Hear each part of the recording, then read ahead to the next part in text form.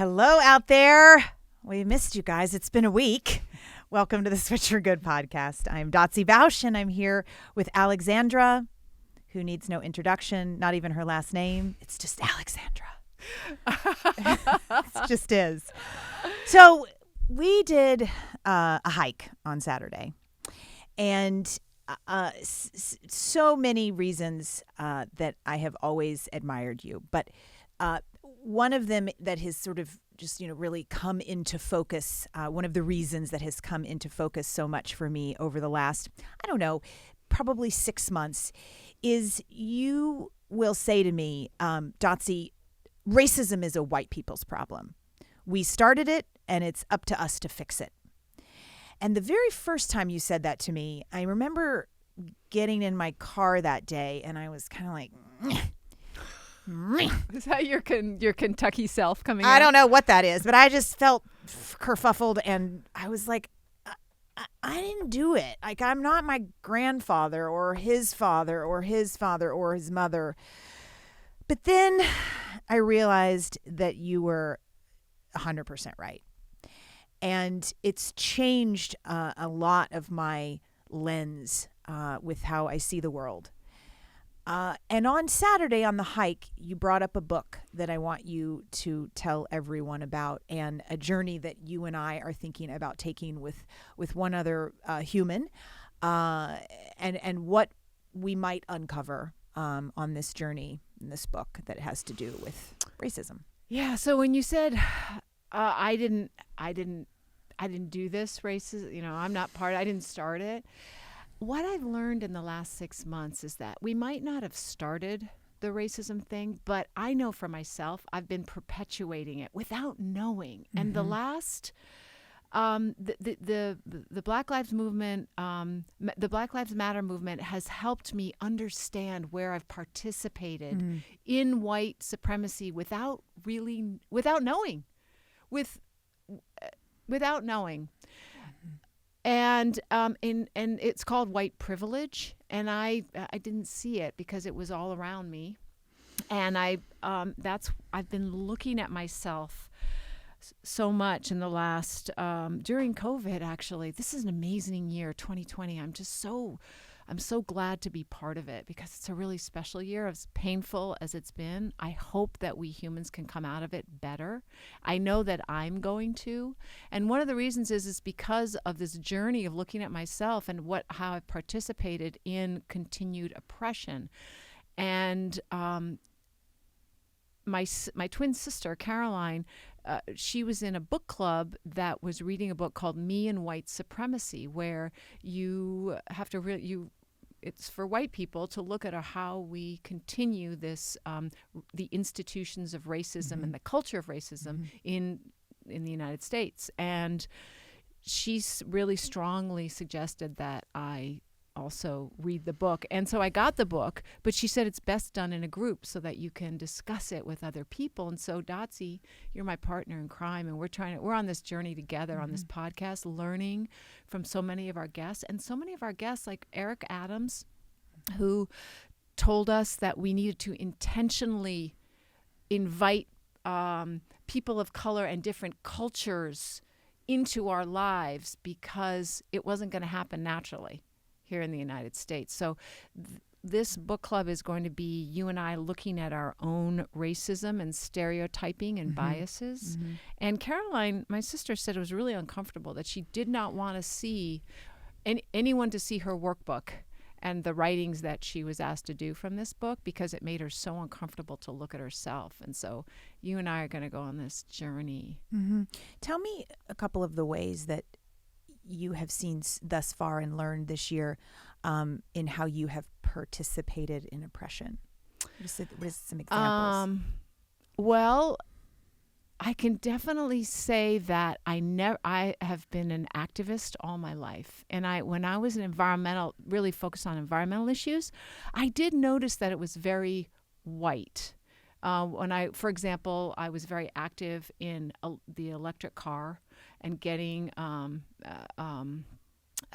the electric car to be available to people here in California and in the United States, and for them not to crush the electric cars and everything.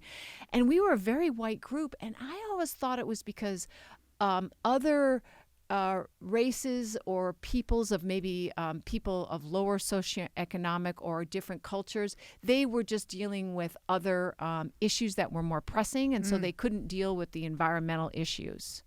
But now I see it's because that was total baloney, and then it was because we as white people in our little group dealing with electric cars never made it accessible to people of color. And people from different cultures, not just people of color, and people of lower socioeconomic, all these different people who care about the environment so much. And when I was very involved with handing out leaflets for an organization that was doing outreach on college campuses, I noticed that it was people of color, especially, that were so much more open to veganism than white people. And that was I have to say, that was I'm outing myself. I was surprised because I had only been in animal rights groups who were basically everybody was white. And that was because the animal right, it wasn't the other people not caring about the issue. It was us in the animal rights groups that were just keeping it very white. We were inviting our own friends and our own circles. So there, I just Yeah, that's the beginning. It really colors it, though. Thank you. Yeah, that was the beginning, and yeah, so I have a lot, and here I am thinking I'm so progressive. And our guest today, Kevin Tillman, is going to share with us his thoughts too, because he's a person of color. He's a vegan, and he's seen it from his point of view, how the animal rights movement has we have maybe thought, well, we're vegan, so we're all good. We're all progressive. We're all doing just fine with speciesism and homophobia and racism and sexism and all those other things because we're vegan. But no. So what do you think, Dotsie? Let's talk to Kevin. Okay. All right. So many emotions. We're going to learn. I chased Kevin Tillman a little bit here. And I'm so glad that he finally agreed. I was really, I read about him and wanted to learn more about hip hop. He is the founder of the vegan hip hop movement, and he basically talks a lot about the intersectionality between food justice, the plant-based decolonial diet, and I didn't know what the word decolonial meant. Me neither. And hip hop, which actually I realized how little I knew about hip hop also. So we're going to talk about that. And he wants to use the music as a platform to give voice to those who are not normally heard. That's what hip hop as a cultural movement, one of the things that it started out being about. And, it's voices like Kevin's that we all need to pay more attention to, including those of us on this podcast and those of us listening to this podcast. So I want to welcome Kevin Tillman, who's vacationing in Mexico right now. But thank you so much for taking the time to talk to Dotsie and me. For sure. Thank you. So I want to start off with, can we start off just asking about hip hop first? Because you are the founder of the vegan hip hop movement, and there's so many genres and subgenres of music. Can you tell us what hip hop is, the music, but also the culture? Sure. Yeah. So hip hop was founded in the South Bronx in the late 70s. And so hip hop was essentially liberation music, at its core, right? It was created by Black and brown folks, poor, living in the South Bronx. It was a way of just expression, right? So whether it was, DJs coming together and MCs and then B-boys and B-girls, as well as graffiti writers, just all elements expressed. And it was just a way it was kind of like medicine, right? Because the South Bronx in the late 70s was not thriving by any means. And the Bronx today, in many respects isn't, so it was about uplifting the community through hip hop ultimately. And how is it different from rap, for example? Well, I mean, it kind of depends on who you ask. Cause essentially rap and hip hop can be synonymous. Myself is you know, sometimes I call myself like a hip hop purist, and I try and maybe distinguish between rap and hip hop. But I guess, I mean, there's a difference between like hip hop that expresses like the elements or is like true to the art, right? So like the 5 elements of hip hop as I listed. But like there's a difference between that and like commercial rap or commercial hip hop, for instance. So like corporate stuff that you hear on the radio. I guess like the difference between like rap and hip hop is, and again, like they can be synonymous, but I guess I prefer to say like there's a difference between like true to the art hip hop, you know, hip hop that is expressive of like the elements of hip hop. Again, DJs, graffiti writers, B-boys, B-girls, MCs, obviously.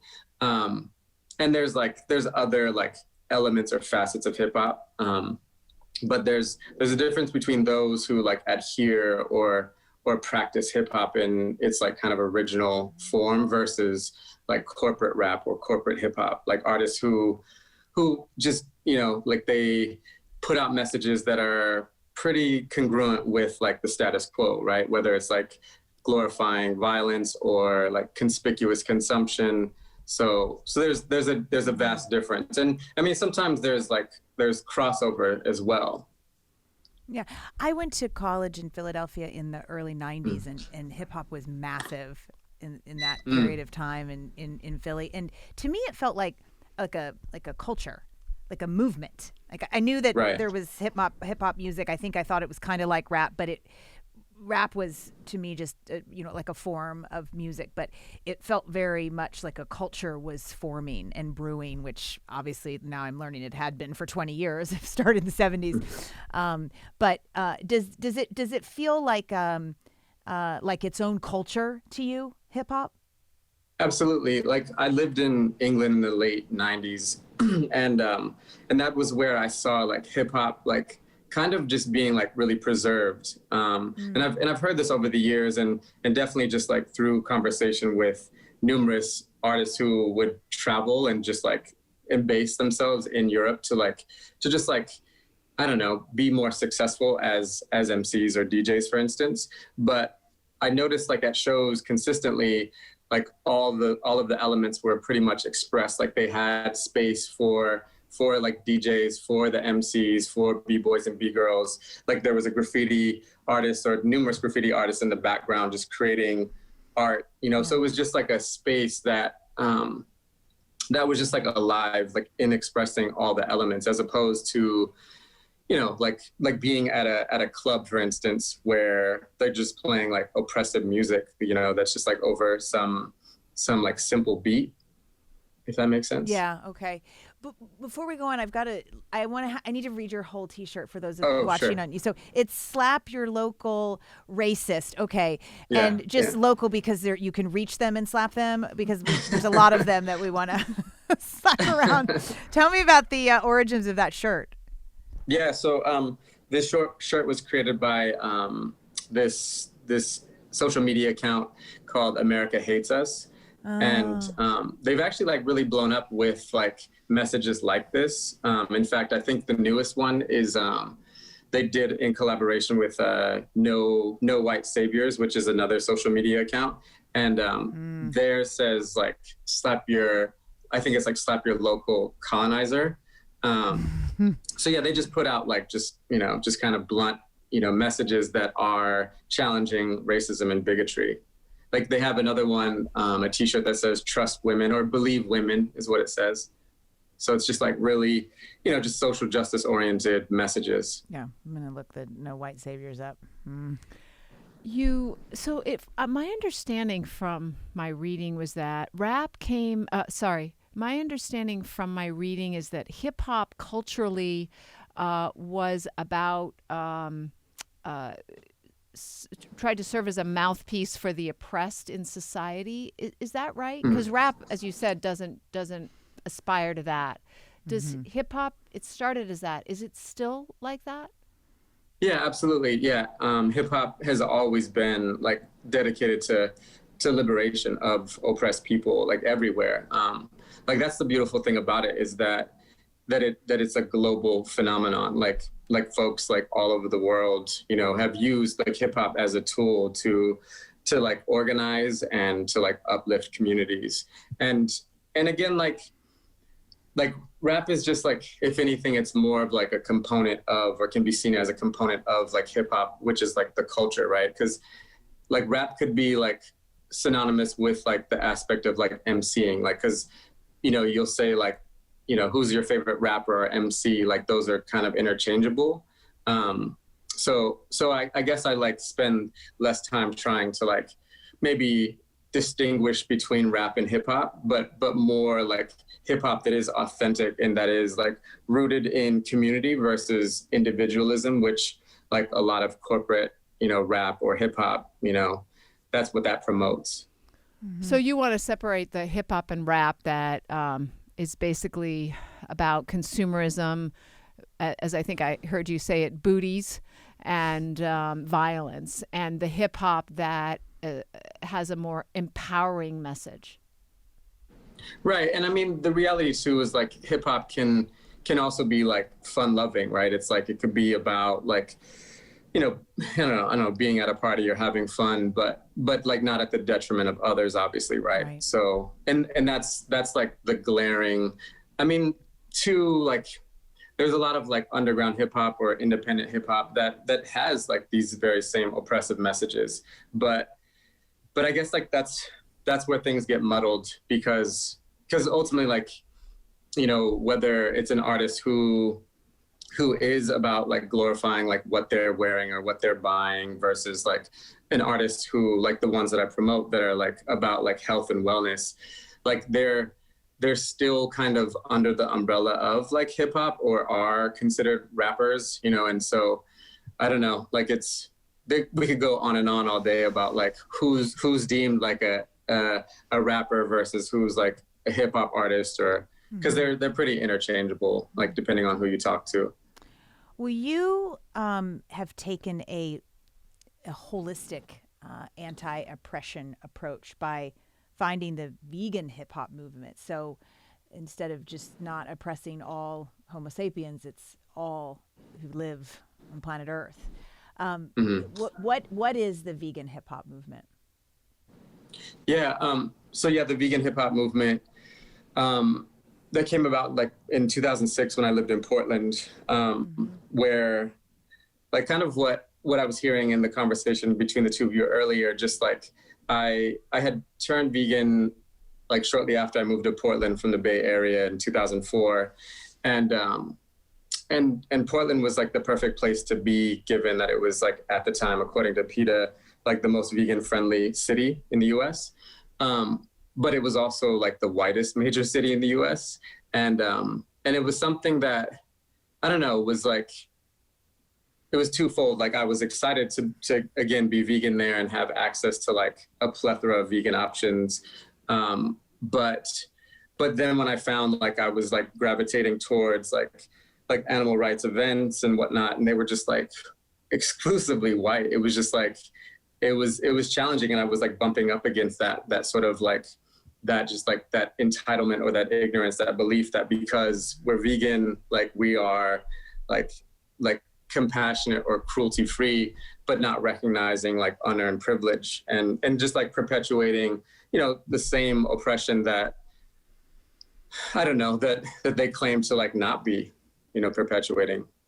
Actually, you know, and so, Kevin, go ahead, sorry to interrupt, but when I read you say something like that, it really clicked with me. I had not, I don't think I'd quite made the connection as strongly that I'd seen the whiteness of the animal rights movement in the last 6 months. But when you said that we used our veganism as a pass in a way, that we didn't need to look at other issues because we were taking on veganism, that really made me think.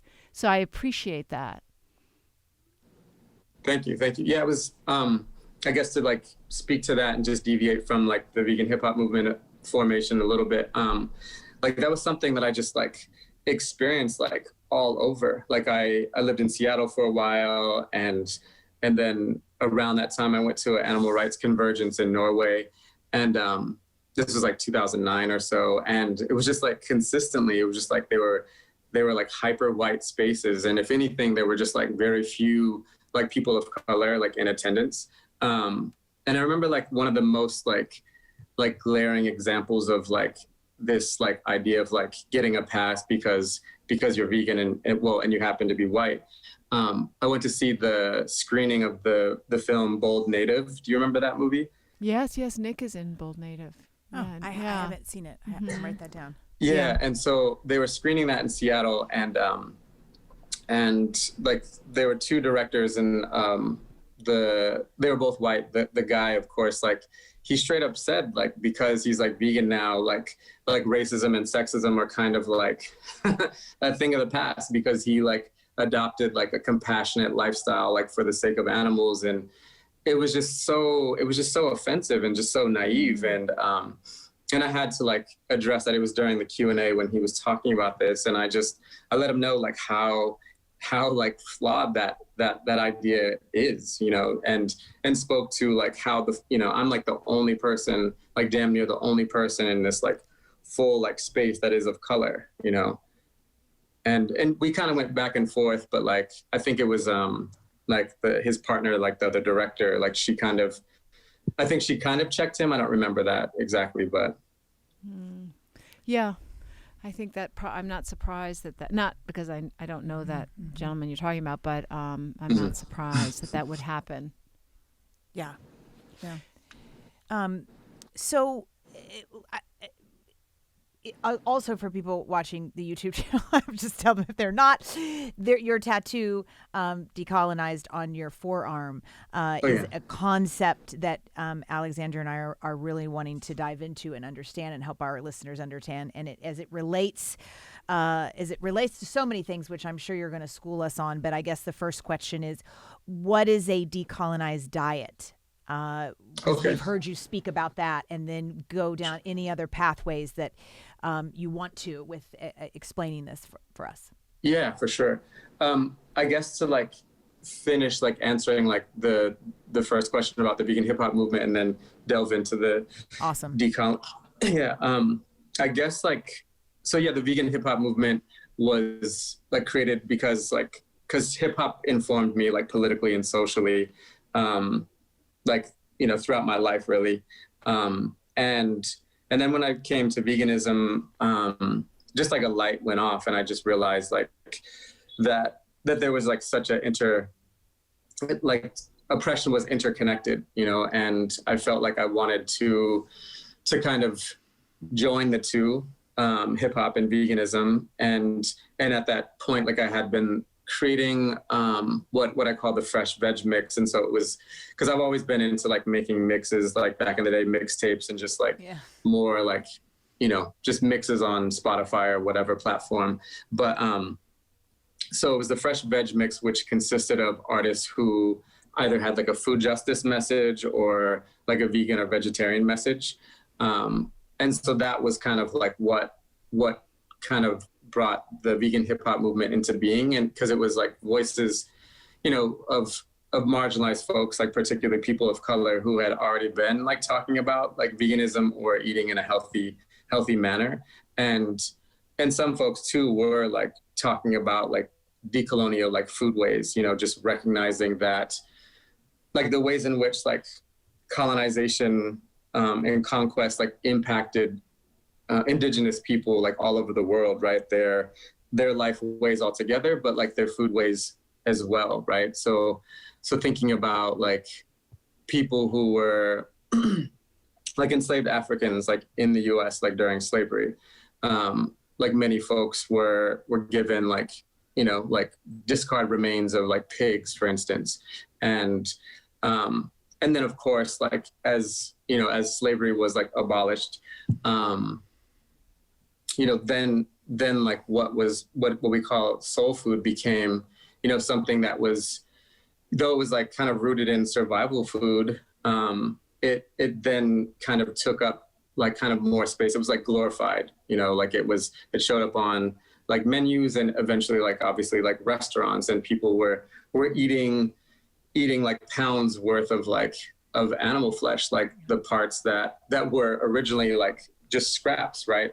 So it was never like intended to be like something that was like consumed in excess. Again, it was about survival. And of course, like there's all sorts of diseases like related to like consuming like heavy fat, heavy like grease and salt and sugar, whether it be like diabetes or like high blood pressure. And so like a decolonial diet like recognizes that like they're like food ways of like our ancestors, right? Whatever like land or whatever lineage you come from, recognizing, trying to connect with like traditional food ways of your people, right? So also thinking about like I'm in Mexico right now.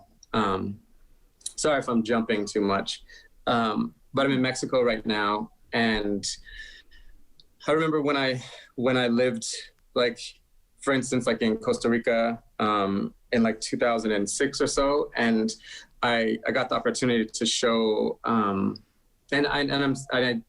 said Mexico and then I jumped to Costa Rica, but they're tied together in what I'm about to say.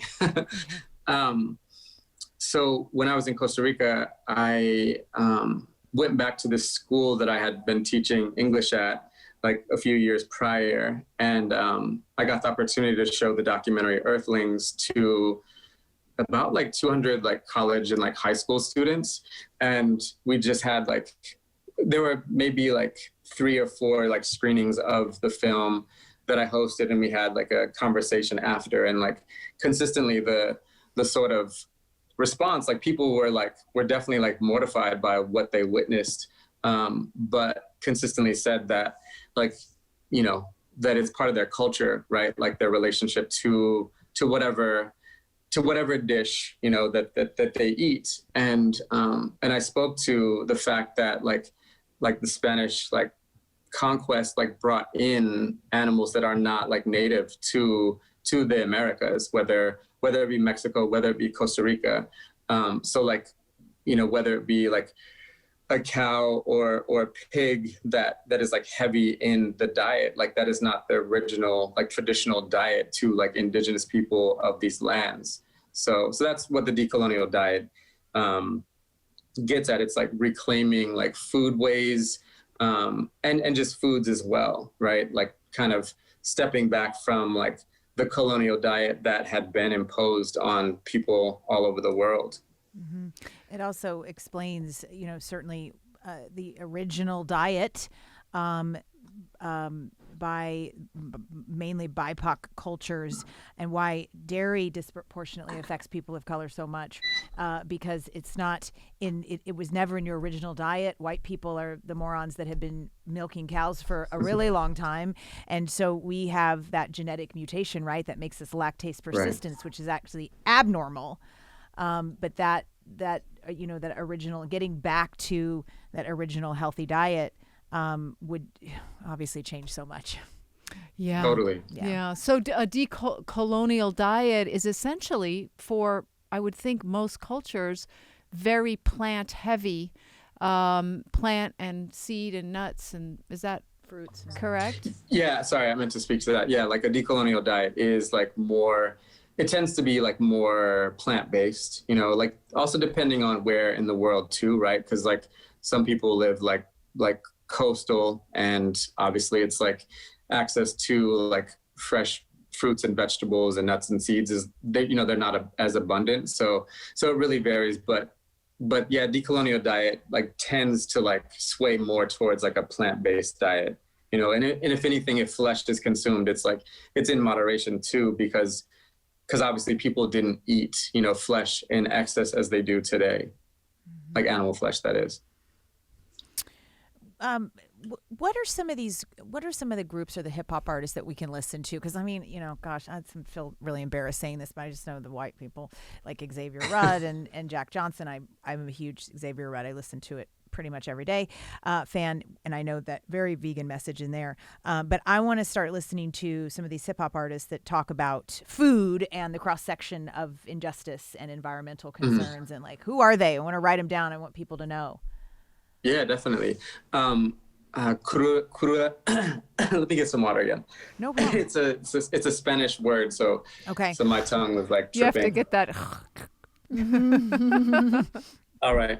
And spell it All for right, me. so so I can- Krudas Cubensi, like they're from Cuba, Okay. and they're just so dope. Like Okay. they have in fact a song entitled El Vegano, and they're like incredibly like social justice oriented. Wait, what does that title And they've mean? been making music. Go ahead. What is the title? Of the Krudas? song. No, the artist. So we can maybe you have to No, spell it. no. I meant the title. Oh, sorry. I'm I'll gonna tell bow you out both. here. Okay. Let's start again. Start again. The group. Okay. The group is Krudas Cubensi, and that's Krudas, and the new word Cubensi.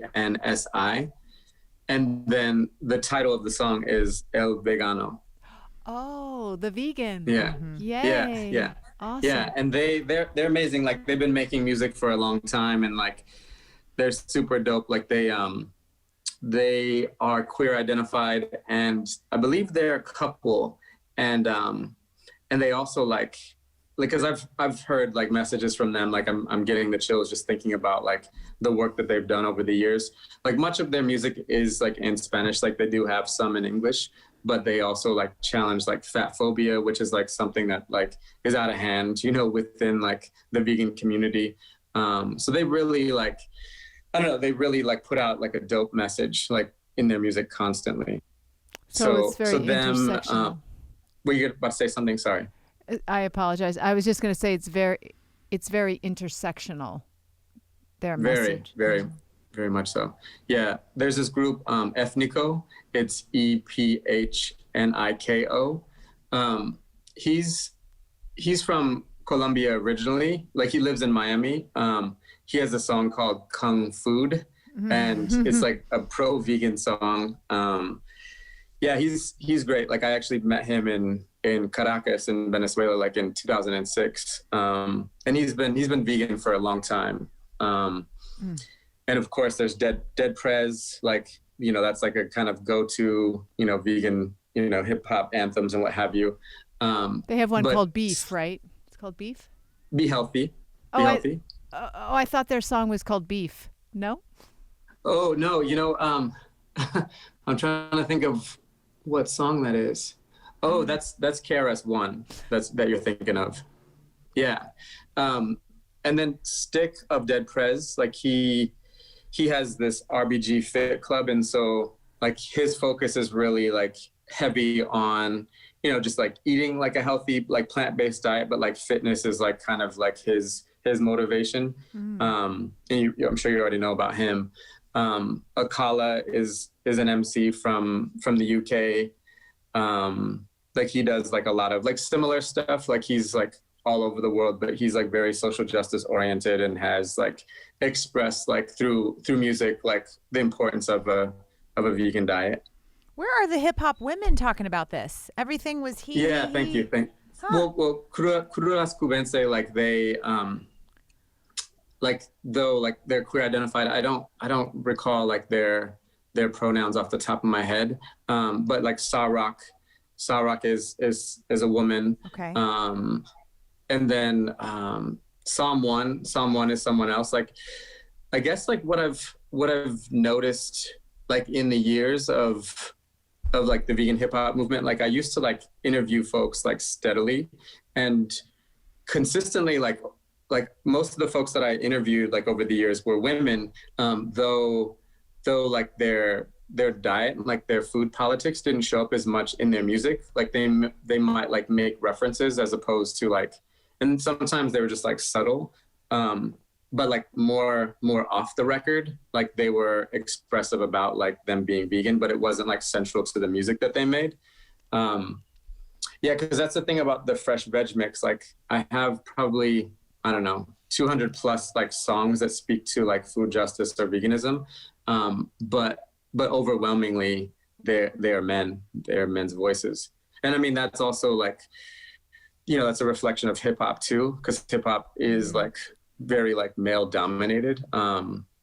and that's like another aim of like the vegan hip hop movement, is to like to amplify like marginalized voices within hip hop as well. That's good. Will you tell us your vegan journey story? I think it was like 2004 or so. I watched the documentary Baraka, and I don't know if you saw that film, but it just like a scene like really like struck a chord in me, and it was when it showed the chickens like being processed from eggs to hens, and it wasn't graphic or anything. But I just remember seeing that and just seeing like the lack of regard for the chicks. And I just like decided like I'm not going to contribute to that any longer. And I actually went vegetarian initially, just like not thinking about like the bigger picture. But then, as I mentioned earlier, I moved to Portland, and I, to be honest, like I thought I was vegetarian, but I was like technically pescatarian because I was occasionally eating fish. And when I was in Portland, I went to the sushi restaurant and I ate sushi, and within hours, I felt the onset of a cold, and I attributed that to it weakening my immune system. And so I just decided like I'm not going to, keep up with this. This is not sustainable. And I just immersed myself in like animal rights literature and whatnot, and just became just very, painfully aware of like what the food system looked like in terms of animal cruelty and exploitation. So I just decided that I was going to be vegan like right away. Boom. Yeah. That's a good story. Yeah. Do you think that because you're a person of color, that gave you more empathy for animals and more oppressed beings? Because as I mentioned in the intro, when I was handing out literature on the campuses, I would get much more of an open heart about veganism from people of color, specifically African Americans and Latin Americans. Mm-hmm. Yeah. I mean, I guess like, I don't know, like I know like initially like I found myself like, well, that does like speak to me, because I remember when I was living in Portland, I read like my favorite book from the comedian, activist, and author Dick Gregory. It was from his memoir, Callous on My Soul. And in it, he talked about like when he was marching with Martin Luther King Jr., Dick Gregory was with his wife at the time, who was pregnant. And he remarked on like how a white like state trooper, like they were trying to, obviously they were adhering to nonviolence, and, they were marching along, and this, massive, like this state trooper, like kicked his pregnant wife. And he just like, he definitely like, he went inward, trying to like just maintain his composure. 'Cause, obviously can I curse on this or no? I say yes, she says no. So whoever you want to believe. Be yourself. I Be don't yourself, need to. Kevin. I don't need to. It's okay. It's okay. But it was just like incredibly messed up, to say the least, like what happened. And like Dick Gregory was like talking about like kind of having this bell go off in his head, like with respects to like nonviolence, and like kind of like maybe like drawing the parallel to like what the life of like a cow is, right? Like how cows like, are just like going about their way, right? But they're not regarded as living beings. They're not respected. They're not valued, and therefore like, like products, right? So yeah, I did find myself like, kind of reading and thinking a lot about that when I first became vegan. When I was doing research on you, your Facebook page has a lot of... When I was doing research on you, your Facebook page has a lot of really inspiring quotes and statements. There was one from Common that really resonated with me. It said, "Racism is so American that when you protest it, people think you're protesting America." And I heard you say in an interview that when you posted these kind of anti-racist statements, that you got pushback, I think, from your white friends, that that maybe what it wasn't a problem, or you were overblowing it. the situation. And I'm wondering if that's different now, because as we talked about in the beginning, a lot of white folks have gotten their eyes opened. Even progressive white folks from Portland have, I'm sure, also grown a lot in terms of their own racism. Yeah, it's actually far from like being any better. Like certainly things that I post that have to do with like racism or like post like challenging misogyny, like constantly those two, like I don't know, I have to like really limit like how much time I allow myself to like engage the comments. And I think it's like, like you were speaking to earlier about like the coronavirus, like how like it caused, so many of us to like slow down and to like reflect and like reassess and everything, and gave some of us like time to do that, to like research, to study or whatever. But also like as a teacher, as a high school teacher, like one thing I noticed that I appreciate the most about teaching like via Zoom is that, and again, I teach high school students in Oakland, and they like, I don't have any like instances of like really dealing with like behavioral stuff. Like, whereas like in the classroom setting, like I was dealing with like bullying and just like so much like just disrespect, like aimed at one another a lot of the time, and sometimes like aimed at me. And with like Zoom, like I noticed like students are like just so quiet for the most part. And so I know like the bullying component and just like, like their sort of the mentality that like causes folks to bully in the first place, is like, it tends to be like either homophobic or like sexist, misogynistic, things of that nature, just like, just bigot beliefs and what have you.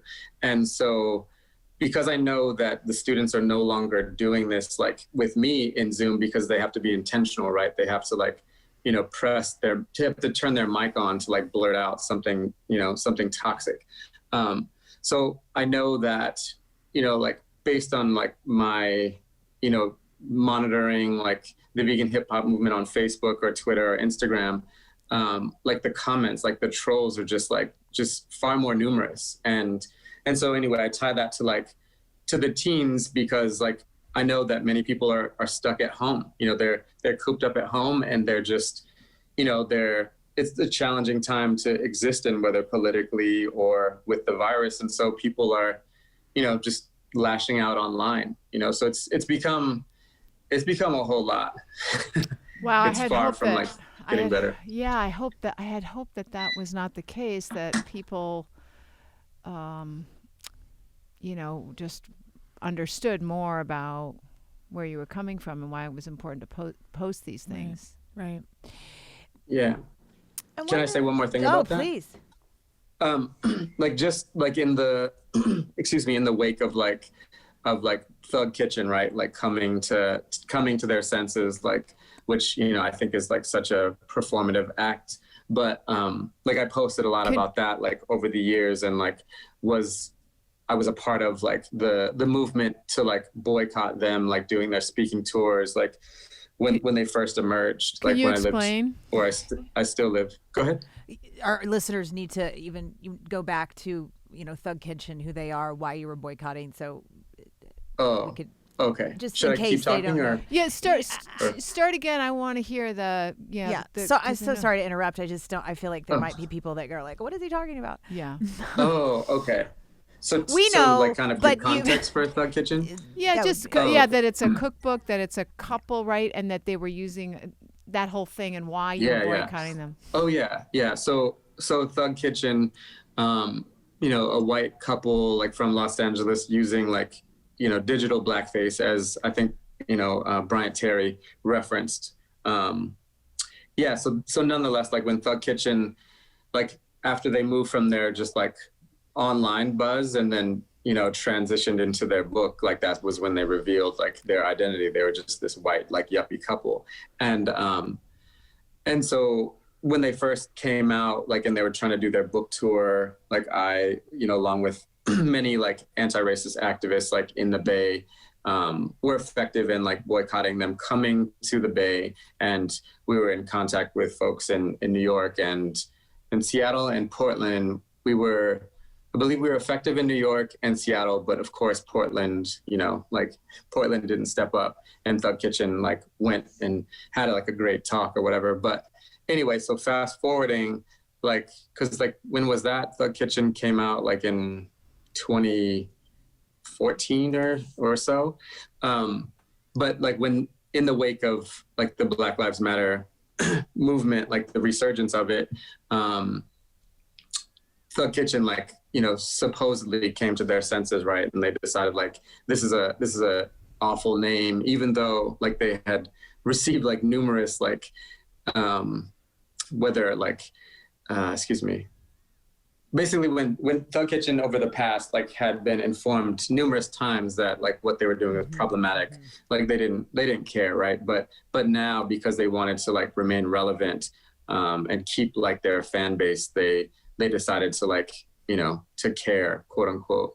And so anyway, when I posted like critical like things about Thug Kitchen when they supposedly came to their senses, that was kind of what I was bumping up against. Cause like the reality now is like we live in a time where like Trump has like emboldened like racists, right? Like people feel like they have free license to be bigots, in public or otherwise, and especially online, right? And so when I post things like critical of Thug Kitchen or of white supremacy, like I get responses like, well now I'm gonna like buy all of the original Thug Kitchen like books or whatever, just like in spite, so people are just very petty in that way. Mm-hmm. I want to ask about Thug Kitchen because I remember reading, I never bought the cookbook or didn't see them online, but I remember I saw the title, and I have to confess, it never occurred to me, this is part of my blindness, that this was disrespectful and an appropriation of a culture, and that it shouldn't be called Thug Kitchen. But you didn't know they were white people behind it. Or you did? I think I did. Oh, I think didn't. I did. Frankly, I think I didn't. did, and this is part of my journey of learning. I didn't see that it was a problem. How do you feel about that, Kevin? About like how you didn't see it as a problem?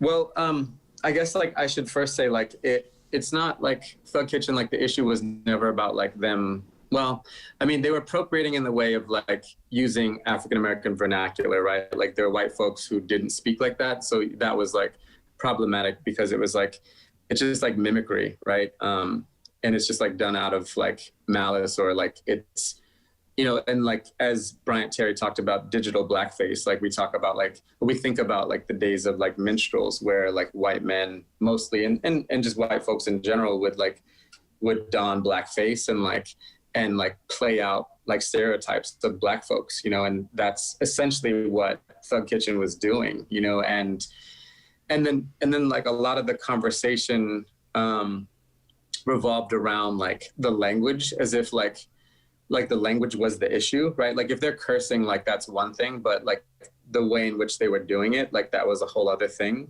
So people would try to like, try and make it about like, oh, it's because they're cursing, but no, it's not. It's because the way that they're doing it, and everything else that they're saying around it.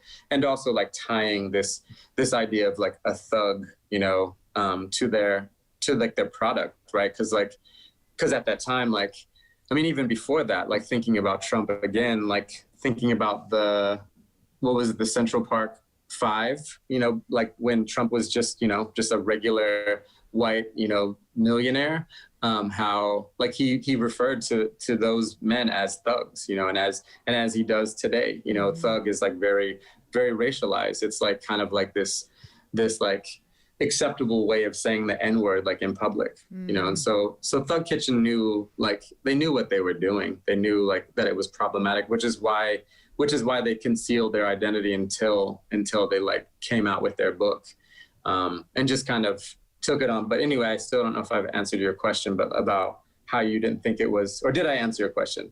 No, I'm curious because I'm How- sort of how it made you feel. I'm revealing my white privilege and my what would be the word? My blindness to you Or by your or like ignorance or whatever. yeah. And Yeah. as a yeah. white person, I really had no idea that this was offensive. And that's Right, because right. I'm white, because I'm not from I'm a white middle class, my only minority status is being a woman, and even then, I'm able-bodied, so I really I'm very deficient in this ability until recently, and I've had to be sort of kicked in the butt about it, just like you kicked those people in the butt. And I don't know them at all, but I'm just wondering how you feel about my ignorance. Well, yeah, I mean, I think like you referenced that Common quote earlier, or it's not, I mean, Common, like, he didn't say it right, but it was that post that you were talking about You were around retweeting racism. him. Yeah, I think, yeah. Yeah, like, could you reread that for us? Yes, it is. Oh, racism is so American that when you protest it, people think you're protesting America. And like the honest fact is that you are, right? Like what the United States was like founded on, like on oppression, on indigenous genocide, on the enslavement of Africans. So yeah, we, like, people who are protesting racism are in effect protesting the United States, like a settler colonial state. And so it's like, it's embedded, it's like weaved into the fabric, right? And so for people to be like, such as yourself, to like operate from this space of ignorance, like it's kind of an expectation, really, and even marginalized people like suffer from whether it be internalized racism or anti-Blackness because it's part of like the experience of living in the United States. Yeah. It's heavy. I know you're tearing up over there. Yeah. Yeah. How can Dotsie and I be better? Or I'll speak for myself. No, put me in there. Put me in there. And I know, by the way, that and what I've learned too is that I'm not supposed to look to people who are oppressed to help me with my oppression. But I remember I went to this, I'm a member of White People for Black Lives Matter, and I went to this group where we were supposed to say what we were afraid to say. And I stood up and I said, I'm afraid to talk about anything because I'm afraid I'm making a misstep. If I say something, Frozen in fear. I feel like that all the time. That I'm going to make. And so by the way, I also know that people of color have been frozen in fear for decades for not saying, maybe you're going to say the wrong thing in a white culture. But now in this new multiculture, I do feel like I guess I need to have the courage to be kicked in the ass and said, you know what, Alexandra, don't say that, or don't do that, or I need to be willing to learn and fail. And that's we share that. We were talking about it before this show, Kevin. The Switch for Good's a nonprofit, and I have people say white. Mostly white, you need to get a Black person on your board of directors. And yes, for sure, I hear that, but I feel like it's like some kind of weird reverse racism or racism itself. If I was to go, seek out, they would know that I don't know what to do. There's lovely, and then you start asking, oh, okay, clearly I don't have enough Black and brown friends and relationships that are deep enough that I have one, Dr. Milton Mills, and I could call him and say, you're Black, can you come on the board? And I mean, he'd be there with me and he would understand why I was saying it that way. And a Black person told me, I told you a week ago, no, that's okay. You can do that. That would be celebrated by the Black culture, that you were intentionally, I think is the word you used, Alexandra, seeking that, and what Eric Adams taught us. I still just feel totally frozen in fear that I'm going to say something idiotic, and back to your point, that we're just going to mess up. And so I tend to not take action because I just feel like a white idiot. it's important. Thanks for laughing. To, That like, makes me feel better. Oh God. well, no, I mean, like the reality is like, I mean, that's like part of being human. Like we mess up. Like, as I said, like I teach parkour, and sometimes you just have to put yourself out there, you know, like you're going to fall, you know, but you're going to get back up. Right. And it's important to be like intentional, as you said, and be like transparent and be accepting. Right. Like if you do mess up, then, you know, and it like hurts someone's feelings, like if your intention is like, is good, but it doesn't land well, like you have to take ownership of like how that affects the other person.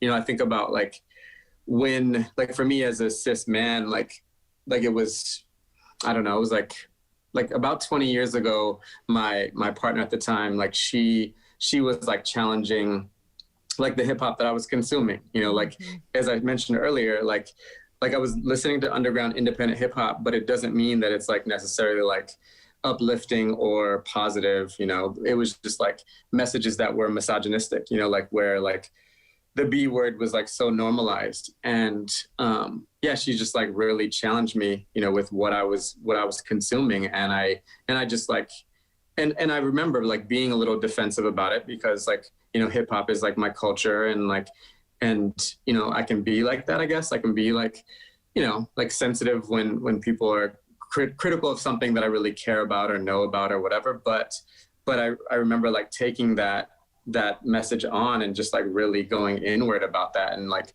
recognizing like, yeah, this is not something that I want to be a part of. Like, this is something that is like oppressive. And so I just like immersed myself, similar to, as I said, with like veganism, like I just informed myself about like what it's like to live in this world, like under patriarchy as like a woman or as like a, you know, a trans person, you know, like whether it's like we're talking about homophobia or transphobia, like those are not, you know, I don't experience like life in terms of like being like marginalized, like with respects to like being a cis man, you know, and I don't experience like sexism and patriarchy in the way that it's like aimed at women, but it's like, it behooves me to inform myself about like what that experience looks like, you know, to folks like on any given day. So be willing to make mistakes. Yeah. Because we're not going to grow without that. And we know that in all other aspects of our lives, don't we? Yeah. Yeah. I guess it's because I never thought I was racist, and I never thought I just didn't see it, that I was acting like a racist. And now I see that I make missteps because of the white culture that I've grown up in. And I don't like seeing that in myself, where my ignorance is so huge. I thought I was this liberal, progressive vegan. Yeah, like that's the card that you can show. Yeah. Are black people racist? Can they be?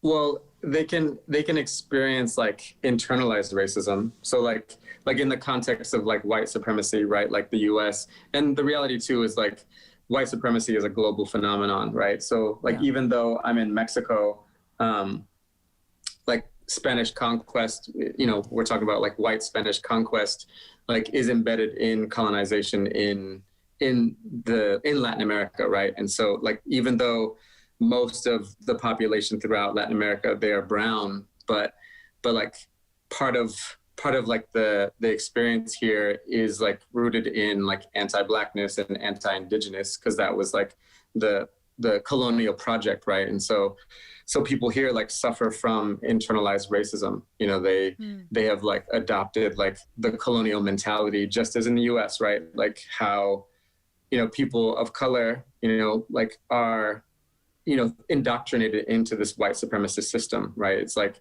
if you think about like, you know, just like media outlets or like the education, like much of like what folks experience in the US is like through a very white lens, you know? And so it like, it informs people, like it suggests that if you're not white, like you're inferior, you're less than. You know, I was just looking at this documentary about like Black Germans, and it's like the same sort of experience. It's like because people are deemed inferior if they're not white, you know, that they're less than in this this woman like who was like in her 60s was talking about how she wishes that she was white, you know, and that's just like a reality that many people of color like can experience, you know, all over the world.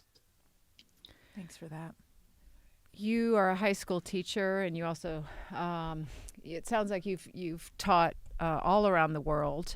You taught a decolonial food justice class, and I know you're not teaching at the moment, but I just want to say, I hope that you do teach it again, because you have so much to offer to people and so many, really important concepts. And I know that today you've helped Dotsie and I also be better people. So thank you very much for being on our show.